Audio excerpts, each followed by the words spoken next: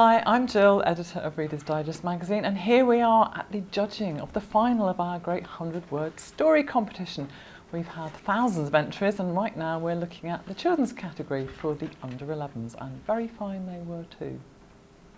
One day, I was about to put some pocket money into my bank account when something truly incredible happened.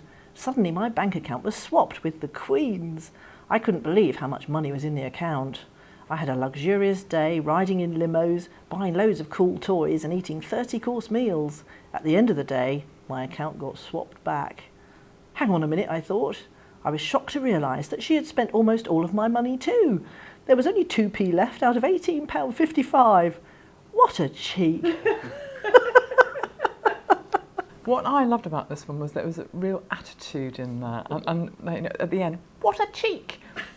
And that's how a kid would talk about the Queen, the idea of eating 30-course meals. That's a child's view, isn't it? I did actually, I went around telling people it, so I think that's a pretty good sign that I told all my friends about the story. He did not know why he decided to make this journey into the future. Maybe it was simply because his curiosity got the better of him, or maybe because as Pharaoh, ruler and god, he could do as he very well pleased. Finally, the future, AD 2012. He wondered which of his descendants would be the mighty Pharaoh, divine ruler, lord of the living and the dead. Then he sees the poster with the words, the Pharaohs, and 12 men in similar clothing clutching a football. Oh no, he gasps, my descendants have divided my kingdom into 12 parts. I thought what was really nice about that was just the concept of a pharaoh, the omnipotent, just not being able to imagine a future without pharaohs. I thought they captured that really well. I thought it was astonishing that a child of under 11 could imagine a pharaoh not being able to imagine that there wouldn't always be pharaohs. And then even when he sees a football team called the Pharaohs, who are the only pharaohs left, he still thinks they must be his kind of pharaohs. And it sets it up so nicely, or maybe because as pharaoh he could do as he very well pleased.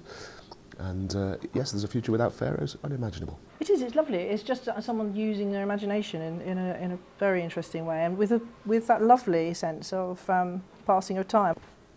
Aunt Mabel got Jamie a parrot he named Lucifer.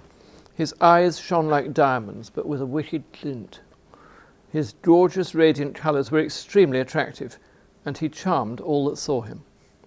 One day, he bit Jamie's finger, which turned white, then red, and then green. Mum said it was just a bruise, but became worried when his voice became squawky and his nose hard and pointy.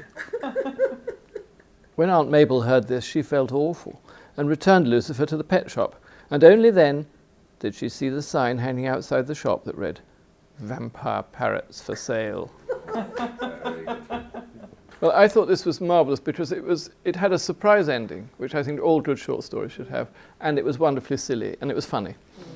What I liked about that punchline was that it was a surprise, it was a twist. I didn't quite see it coming, but then when you read it, you think, oh yes, that it had to be that. I think that's a really nice balance. So the judging continues, and you can find out who won our children's category and indeed our other two categories in the May issue.